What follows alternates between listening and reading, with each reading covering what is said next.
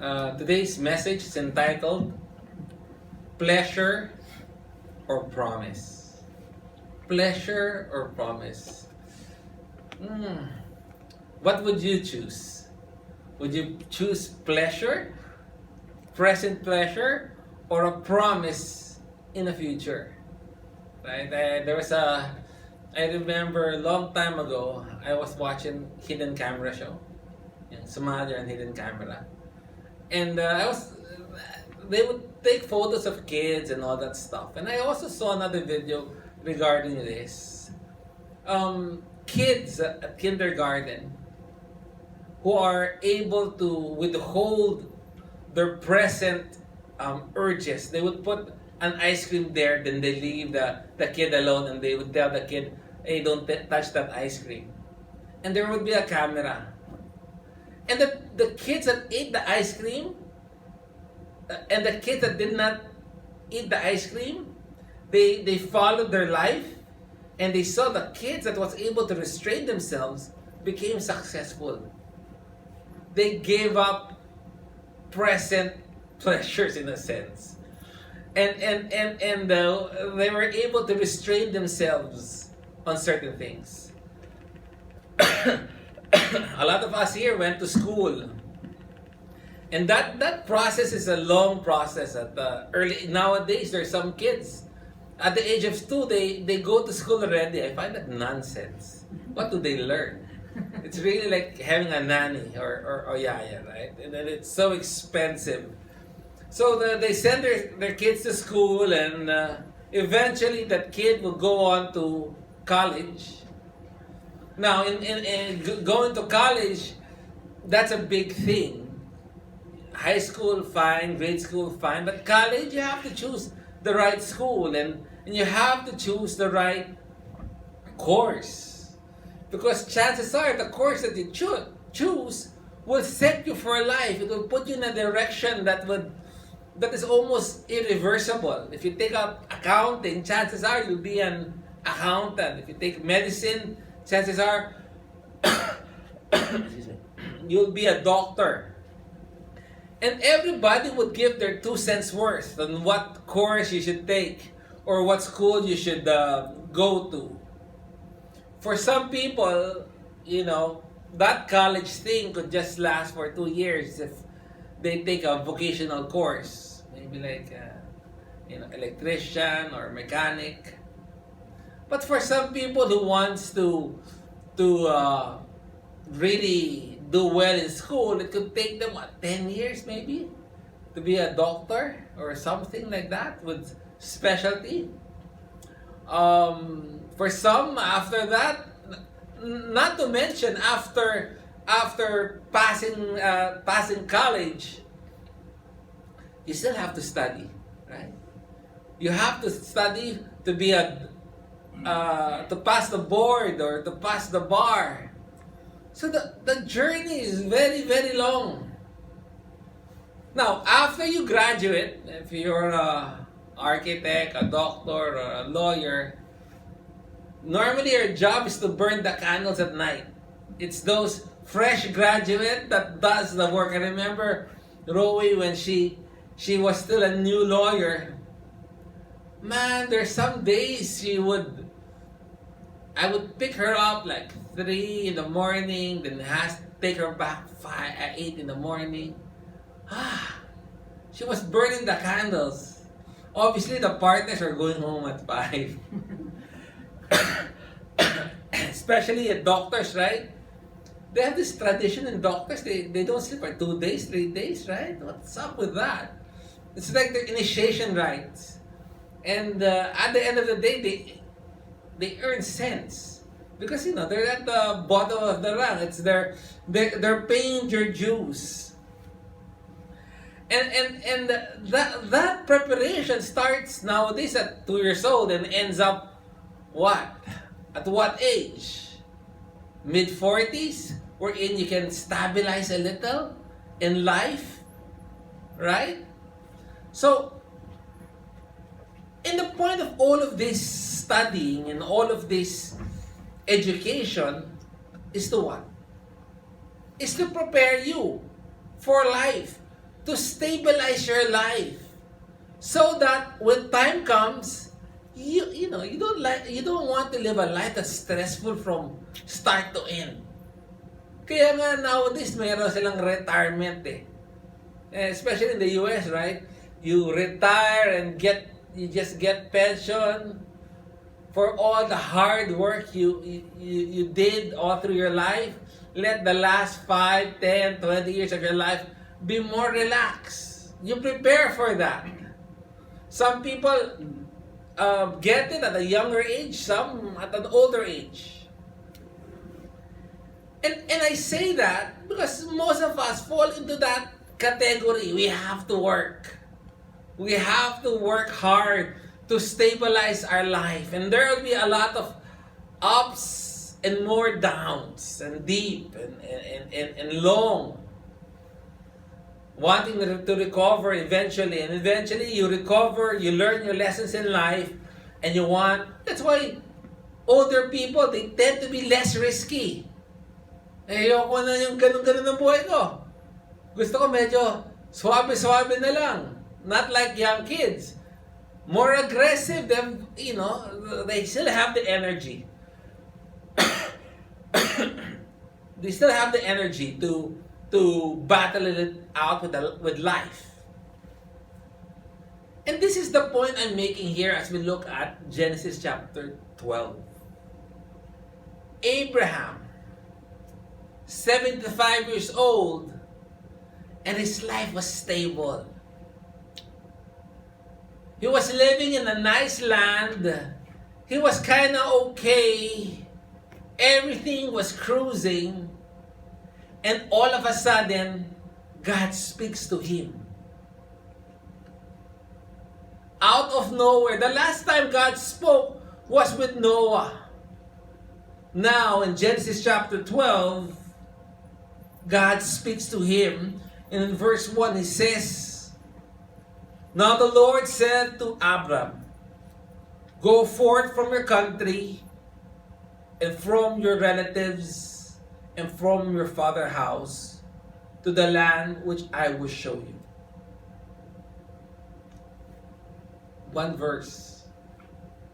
We pass through it.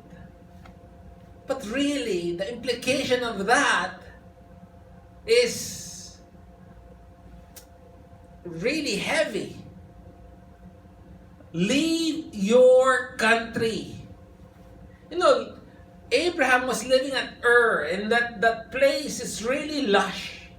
It's a port city, and commerce there and trade was pretty strong. And there were 2 rivers there. That's why agriculture there is fruitful. The soil was very fat and healthy. They had abundance of corn, dates, palms, apples, pomegranates. And it was no small thing for him to leave that land. A lush greenery to go where? Into the desert.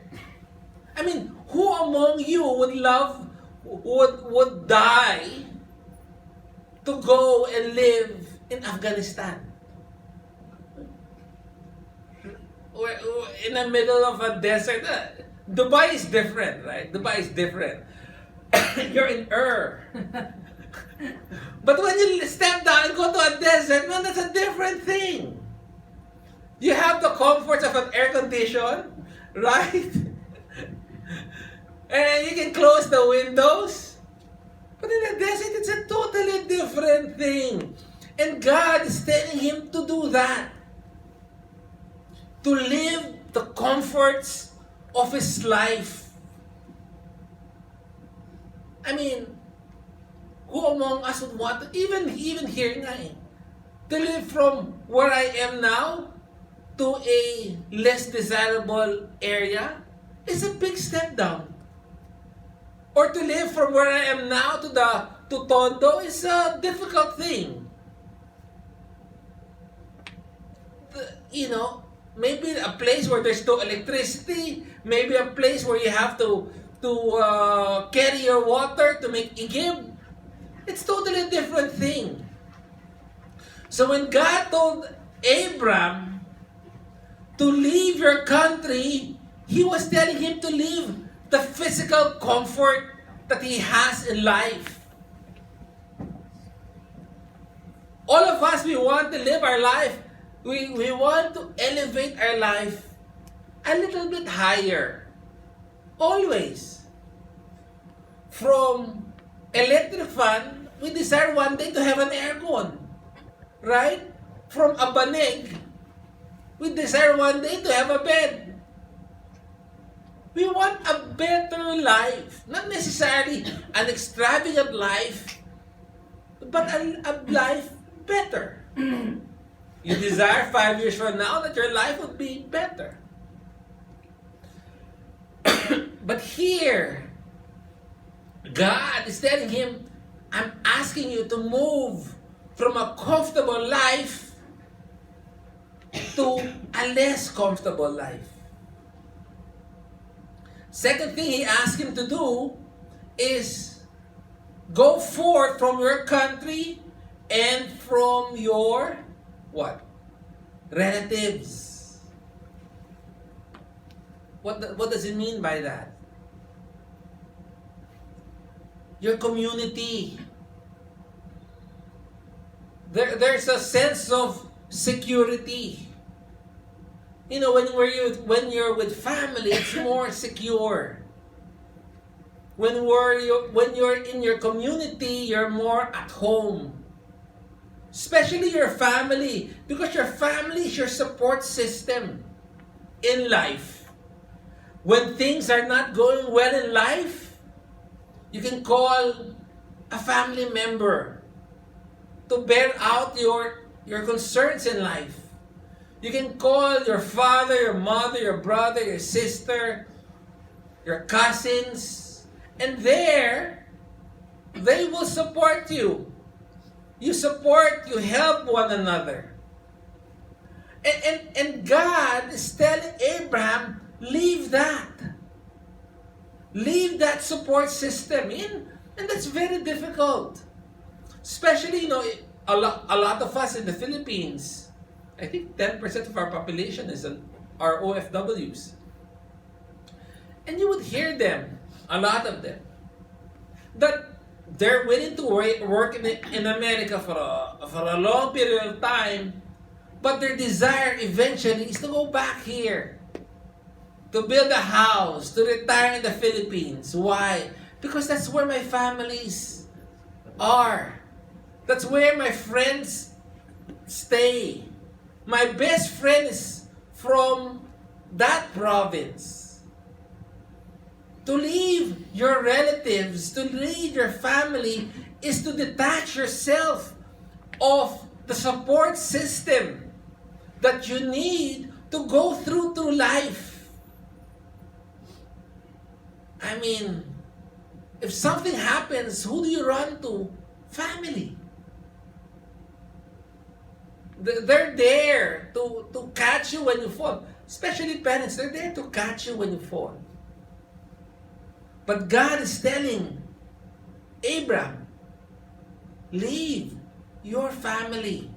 Not only leave the comforts of your land, but even leave the security that is provided by your family.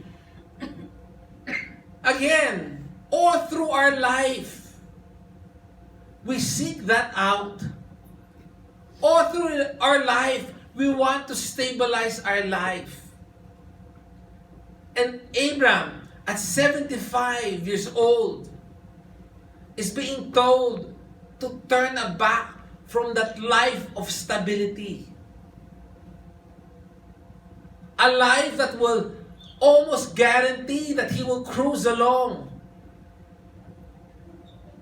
That's very, very challenging.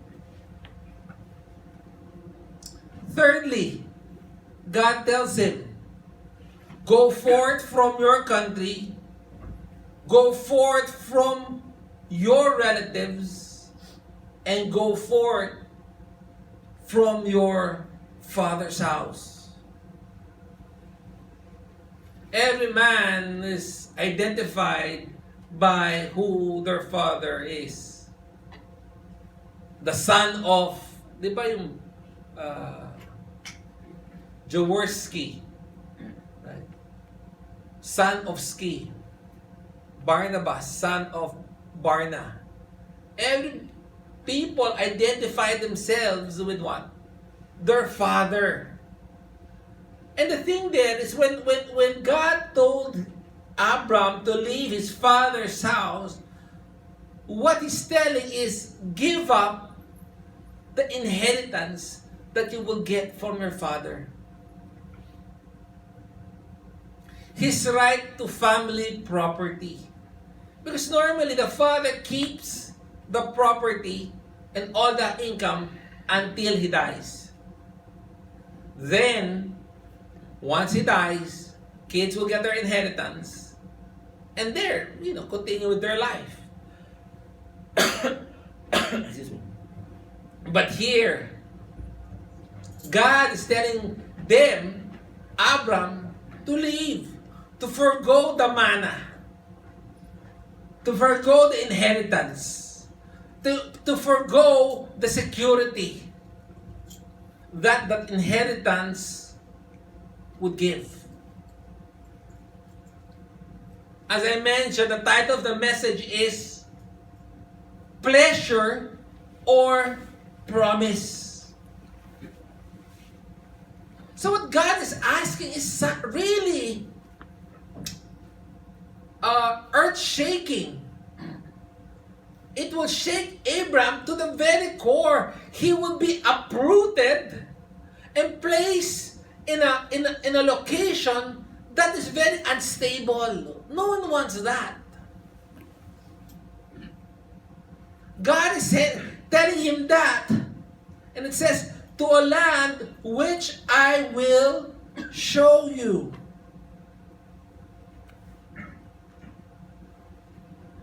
He even doesn't tell him where he's going. Yes, okay sana if you will pluck me out of here and take me to America.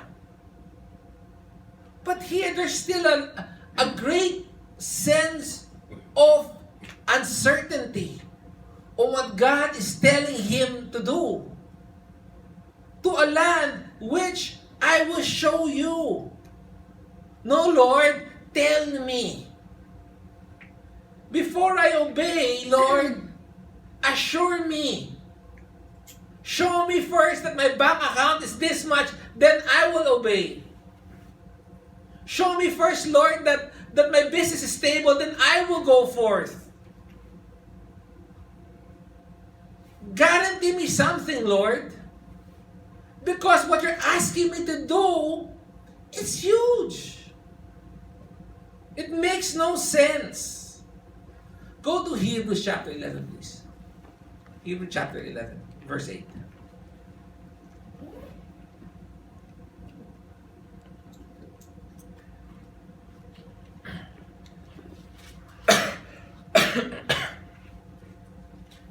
Hebrews 11, verse 8 says, by faith, Abraham, when he was called, obeyed by going out to a place which he was to receive from an inheritance.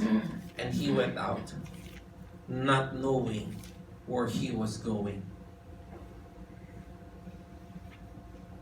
He left, not knowing where he was going. Oh, what a career plan.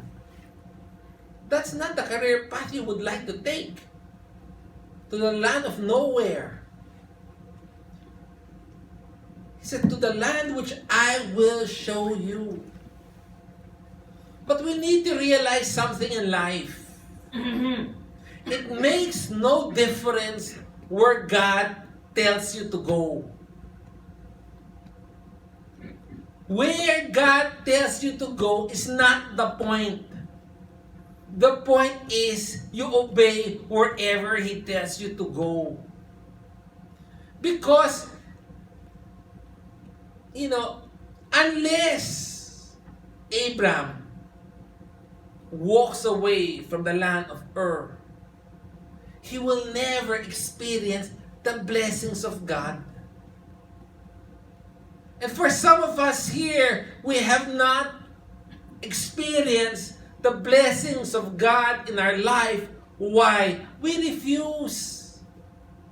We refuse to live from our land of Ur. We refuse to believe in the promises of God. What's important is that God is with us. Irrelevant where that place is.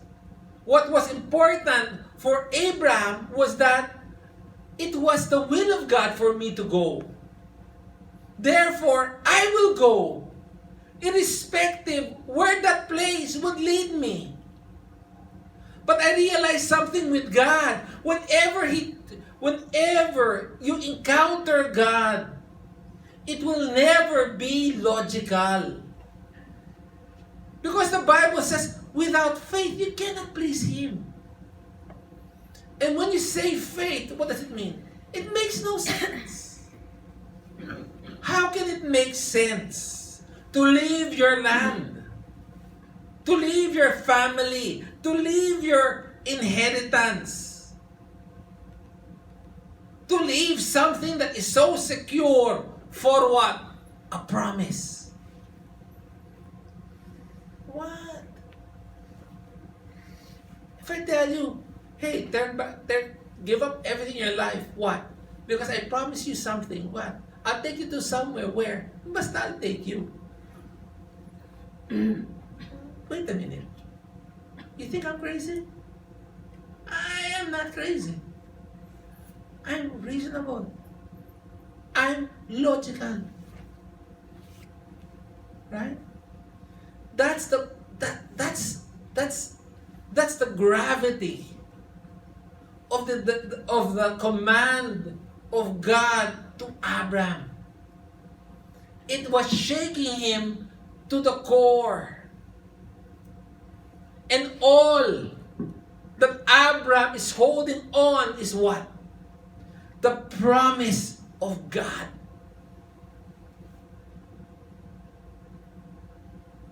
It's because God said so. He had no title. God didn't say, okay, go here. Here's the bank account. Here's your checkbook. Go ahead. If God does not pull through, guess what? Utter disaster. You turn your back already on life. You left your land. Nako, hindi ka titigilan ng asawa mo niyan. Really? You will not hear the end of it. Oh, sure ka ba? We had air cons before, now it's all flies. Right? Are you sure that was God? I mean, how could God tell us? Before I had a car, now I have to walk. The pleasures, the comfort, the security in life. Abraham was told to turn his back so that he can rely on God alone in his life. How much of our life is relied on God alone? A lot of us, we look religious. We say everything. We say the nice thing. We say the Christian words. But none of our life is trusted on God. We find our security not in His promises. We find our comfort not in His word. We find our comfort in this world. On the things of this world. In the pleasures of this world. But not so with Abraham. All he had to hold on is the promise of God. The promise of God was sufficient for him. It was more than enough for him to turn his back from the comforts and security of his life He's saying to himself, God will not lie to me. He is not a liar. He will fulfill His promises spoken to me. That's how heavy the requirement that God is telling Abraham to do.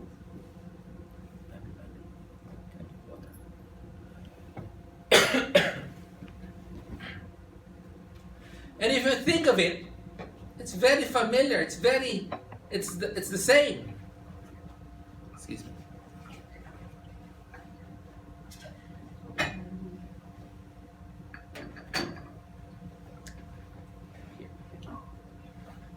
It's the same with us. Don't think the call of Abraham was unique to Abraham. The call of Abraham is the template for all believers. Go to Luke chapter 9, please. Luke chapter 9, verse 23.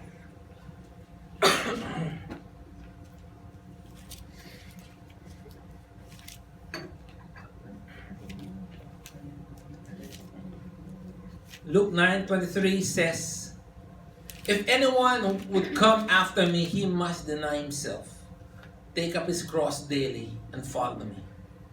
For whoever who wants to save his life will lose it, but whoever loses his life for me will save it. What good is it for a man to gain the whole world and yet lose or forfeit his very self? Jump to verse 57. And as they were going along the road, someone said to him, I will follow you wherever you go. And Jesus said to him, foxes have holes, and birds of the air have nests, but the Son of Man has nowhere to lay his head. It's nice to hear people say that to you. But there's a difference between what we say and what's going on in our heart. That's a great statement. Lord, I will follow you wherever you go. Imagine somebody saying that to you. You're saying the right thing to the right person. I will follow you wherever you go. And genuine believer should say that. And genuine believer should make this their mantra. But the difference here is God knows what's happening in his heart. As much as God sees what's happening in your heart. There's a difference between what you confess and what possesses. What possesses really you. God knows what was in his heart. And he was telling him, do you know what you're asking? Do you really know what you're asking? To follow me means a life of hardship. No one here would desire that. A life of hardship. Sabi ko nga, it's the exact opposite of the very nature that we seek for. We seek for a life of comfort and pleasure. Not of promises and hardship. Okay, choose. Comfort and pleasure, promises and hardship. The comfort and pleasure na. But that's really what's going on here. God is telling us to leave the comforts and pleasure of this life for a promise and a hard life. Paul, in 2 Corinthians chapter 11, verse 23, gives his credentials why he can prove himself to be a follower of Christ. He says, are there ministers of Christ? Are they really Christians? I speak as a fool. I am more. In labor, more abundant. In stripes, above measure, in prisons more frequent, in death often. What a credential. From the Jews, 5 times I received 40 stripes minus 1. 3 times I was beaten with rods. Once I was stoned. 3 times I was shipwrecked. At night and at day I have been in the deep. In journey often, in perils of water, in perils of robbers, in perils of my own countrymen, in perils of Gentiles, in perils in the cities, in perils in wilderness, in perils in the seas. How he got in perils among brethren, in weariness and toil, in sleepless often, in hunger and thirst, in fasting often, in cold and nakedness.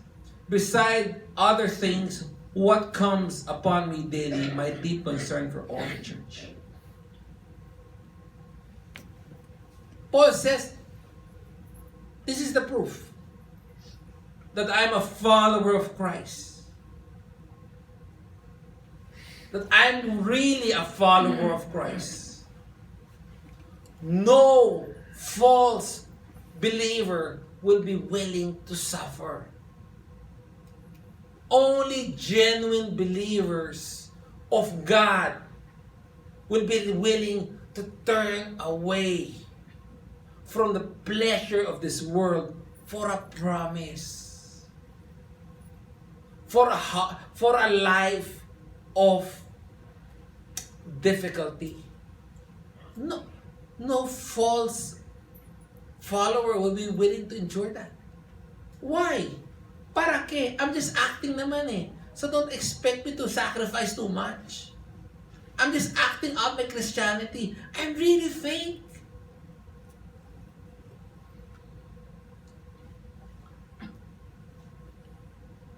To be a follower of Christ means living as a stranger in this world.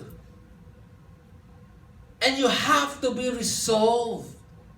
Abraham had to be resolved. He had to be certain of the calling of God to be able to do that. It's no easy road. Christianity, it ain't easy. It's not a walk in a park. If you want to walk in a park in your Christianity, then follow false teachers who promise you comfort, wealth, and success here and now.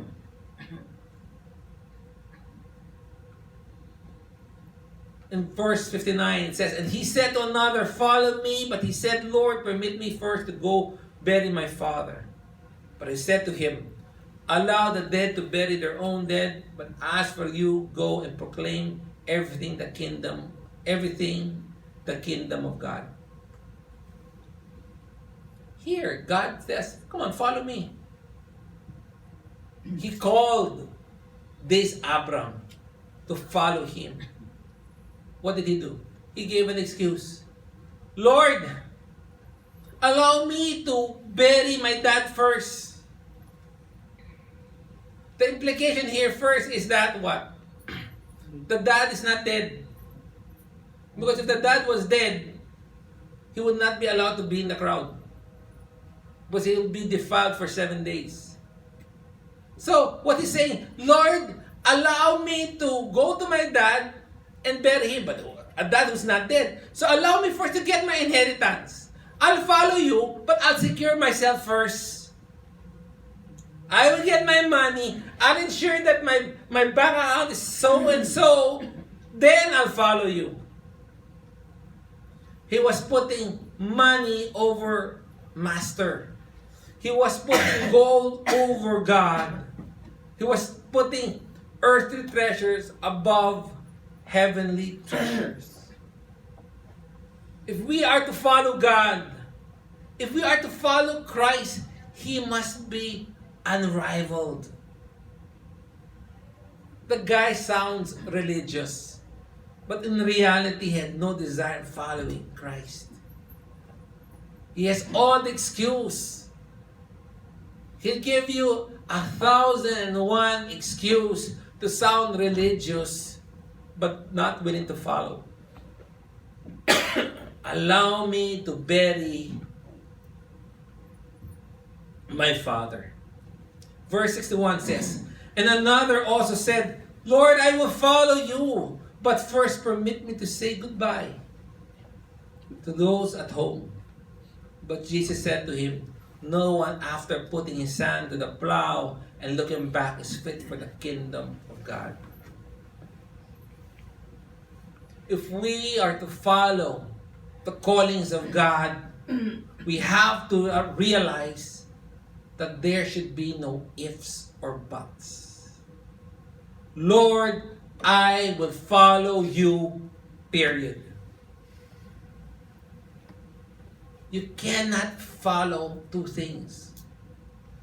You cannot serve two masters. You cannot be a follower of Christ and not be committed. How many of us in this room is a genuine, committed follower of Christ? And there's only one way to be His follower. It's giving all for the Son. We should not think about the consequences of what our decision. Kasi that's the problem eh. The more we think, the more we don't want to obey. Because the more we realize, patay. The consequence is big. Honestly, if there's no consequence in obeying God, everybody will obey. Eh, there's no consequence. Eh. There's no negative consequence. Here and now. But if there is, the more you reflect on it, the more people will hesitate to follow God. That's why in Matthew chapter 10, verse 37 says, anyone who loves his father or mother more than me is what? It's not worthy. That's not a figure of speech. He's either all in all or nothing at all. There's no middle ground. You're either committed to Him or not. It's almost like saying, you cannot be 99% pregnant. You're either pregnant or not. Right? No, I'm just 95%. What? You're not. You're either committed to Him or not. You're either going to follow Him or not. Going back to Genesis chapter 12, we go to verse 2. So God tells him to do all of this. For what? For a promise. I mean, how many of us would trade off a comfortable life for a promise? Really now. In fact, Abraham, when he died, he did not receive the promise in Hebrews chapter 11. He said, the promise that God gave me is for the afterlife. Ha! That promise? Paano if I die and there was no God? I wasted my life. I really wasted my life. So what's the promise of God in verse 2?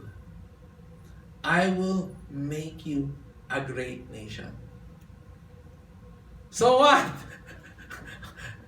For a comfortable life? Oh, okay, I'll make you a great nation. I'll make you a great nation, Chess. Oh, okay, no need. I'd rather have my comfortable life. Right? And this is the thing. What the first promise that God tells him, right, is an impossible promise. It is unbelievable. Why? In Genesis chapter 11, verse 30, it says Sarah was barren. She had no child. So the first promise that God gives him is, malabo. This will not happen. I'd rather stay here. So you're telling me I give up the comforts of my life and your promise to me is that? I'll have kids and I'll have a great nation. I've been trying to have kids. I'm 75. Sarah is barren. In fact, in Romans chapter 4, Abraham said, I looked at my body and I realized it's dead. No, he said that. Tinignan ko, wala! It's dead! And that is your promise? This is fake. It's unbelievable. It's impossible. You know, Abraham could, he could buy a land. He could gain influence. But he cannot do this without the help of God. For Sarah to become pregnant, God needs to intervene. And that's the first problem. So if I'm if I'm in this position, it's so easy to be pragmatic. It's so easy. And I think one of the biggest hindrance to our obedience to God is being pragmatic. Okay, let's consult with our wife. Let's consult with our family. Dad, what's wrong with you? Are you into drugs? I mean, why are you being that way? You want us to give up this life? You talk to Sarah, wala lang anak niyan eh. Dad, God promises this eh. We go out, you'll be pregnant. No. First of all, who says I want to be pregnant? I'm old. I'm too old for this. Yeah, you'll be pregnant. We just have to leave the comforts of our life, turn away from our family, and do all of this. And Abraham he's a pagan, diba? He's worshiping. It was believed that he was following his father, worshiping idols. For a promise. Abraham's industry can give him land, wealth, fame, fortune. But he cannot have his child. That he needs God. He needs God. He needs God's help there. Second, by the way, God gives him 7 promises if he obeys. Yung isa, ang labo. Ang labo nun. Right? It's so unrealistic. Second, he says, I will bless you. And what that means is, I will bless you materially. This one. And we saw eventually, he became rich. In fact, he became very rich. The Pharaoh was giving him gold when he got the wife. And he was trying to court Abraham because Abraham told, it's my sister. So the Pharaoh was giving him a lot of gifts and became wealthy. And he was so wealthy that his herdsmen and the herdsmen of Lot were fighting because their wealth was huge already. The third promise is, I will make your name great. Except from Christ, probably the next great name in the Bible is Abraham's. If you note, we're in Genesis chapter 12, right? Genesis chapter 1 to 11 chapters, about 2,000 years, about 19 generations. Abraham, 1 generation, 14 chapters. The mere 14 chapters for one man, vis-a-vis 11 chapters for 2,000 years, spanning 19 generations, shows the importance. When God said that I will make your name great, here, by the usage of the Bible, shows how much space was given to him. If you look at it, if God wanted to make the name of Abraham great, if I was God, I would not tell him to leave the land of Ur. It makes more sense to stay there because he has his family there. Everybody knows him. For him to live with his wife, who is barren, How can I be great? Once I die, once she's died, we will be forever forgotten. It makes no sense again what God is telling them to do. If His name would be great, He cannot do it on His own. He needs God's help. True enough, His name became great. 33% of the world's population consider themselves Christian. 22% of the world's population consider themselves Muslim. And 0.2% of the world consider themselves Judaism. Meaning what? More than 55% of the world's population consider Abraham as their forefathers. His name is great. He made His name great. I mean, man can do only so much. But when God works, the impact is everlasting. The fourth promise that God gave is, and so you shall be a blessing. It's interesting because I said God gave 7 promises to Abraham if he obeys. The fourth, being the middle, is pivotal. The first 3, everything, Abraham was a recipient of a blessing. I will make you a great nation. I will make you materially wealthy, and I will make your name prominent.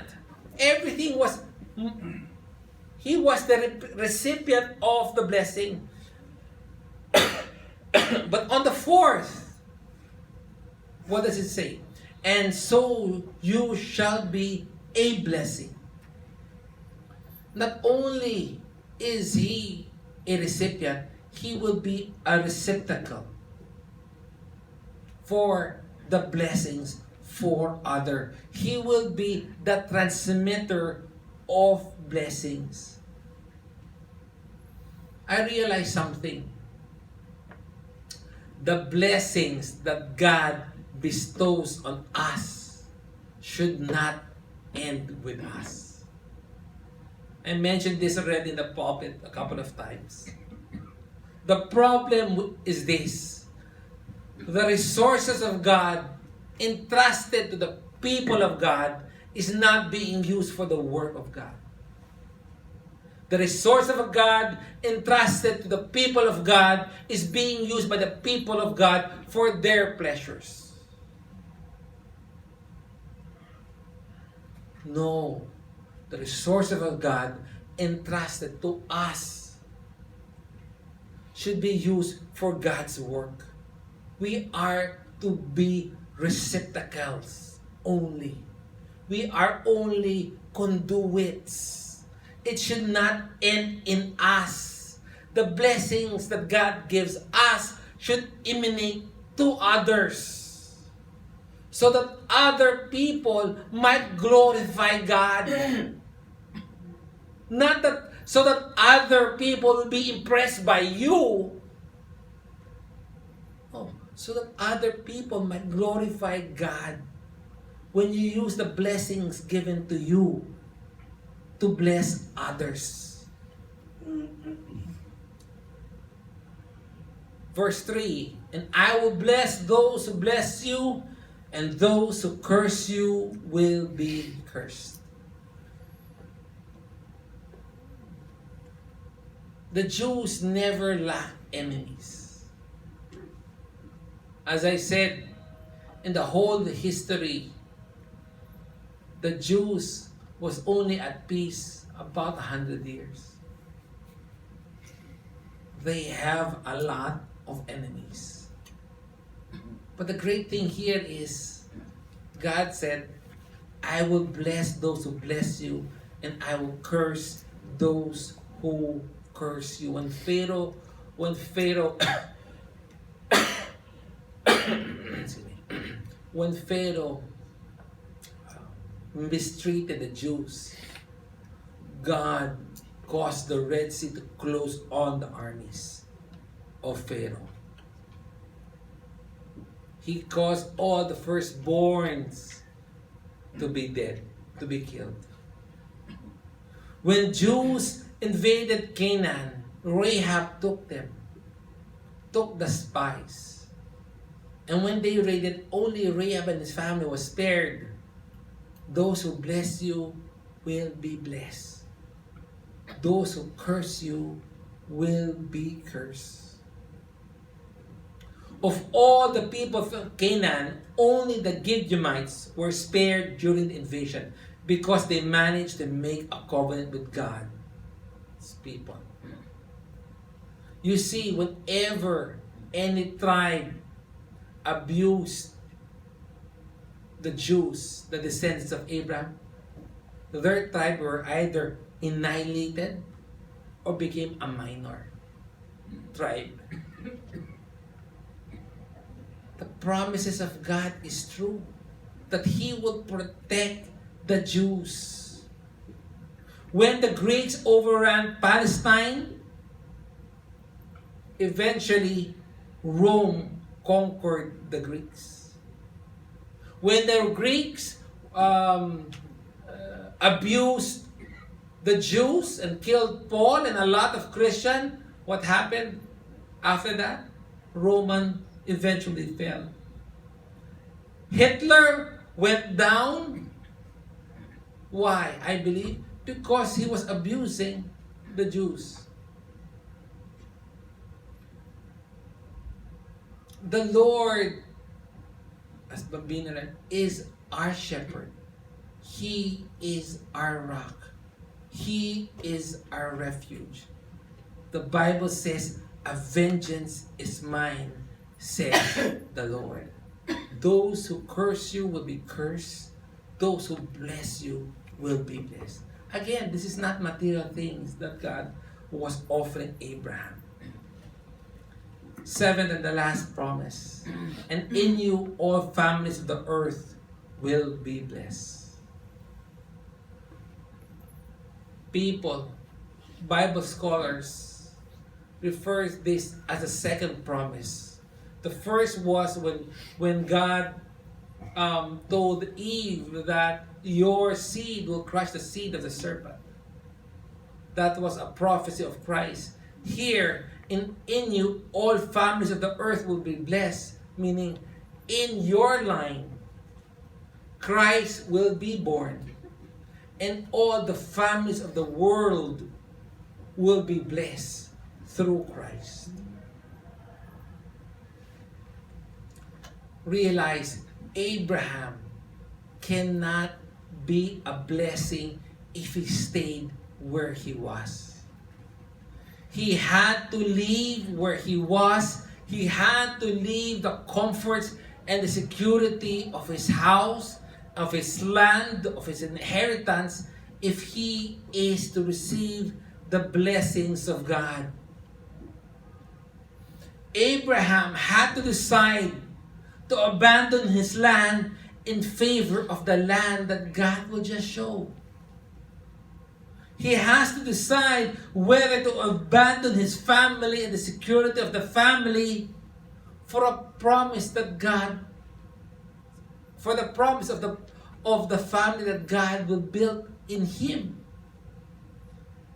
Abraham had to decide to turn away from his inheritance to inherit Yahweh's inheritance. Abraham must trust God to deliver what he has offered in order to give up so much that Abraham already had gained in his life. No wonder Abraham is called the father of our faith. He had to give up so much in his life for a promise. I was sharing to Paul yesterday. The life of Abraham started in Genesis chapter 12 It ended in Genesis chapter 22. In Genesis chapter 12, it started here. God told him to go forth from your country, from your land, from your father's house. It ended in Genesis chapter 22, wherein God says, take your son, your only son whom you love, Isaac. In Genesis, he's in chapter 20, I will show you the land. In Genesis chapter 22, which I will tell you. From start, the first act, the first word that God told Abraham, it takes a great faith to do that. The last thing that God told Abraham, take your son, your only son, whom you love, Isaac, and sacrifice him to me. The thing is, he obeyed. In both cases, from start to end. He did not only start well, he ended well. By faith. And he was willing to stab. Burnt offering, you have to kill and chop the carcass and burn it. That's what a burnt offering is. It's not just killing, it's killing and chopping and burning it. And Abraham said, I know that even if I kill Isaac, God will still raise him up. That was his, because God said so. And that is enough. That is more than enough security for me to obey him. Pleasure or promise? Will you trade now for all eternity? The question is this: are you living your life based on the promises of God? Or are you living your life based on the pleasures of this world? Is there something that God is showing or telling you to do right now that you refuse to do? That it makes no sense? Is there something that God is egging you, is prodding you to give, to forgive, to stop this, to start this, yet you refuse to do it? I end this message with a saying of Jim Elliot, which I found very appropriate. Jim Elliot, a missionary, 29 years old, gave his life for Christ. He said, "He is no fool who gives up what he cannot keep to gain what he cannot lose." You are no fool to give up these pleasant pleasures to gain the promises of God. He is no fool who gives up what he cannot keep to gain what he cannot lose. My desire for us is to realize that the promises of God is sufficient and is worthy to give up the securities and pleasures of this present moment. Thus says the Lord.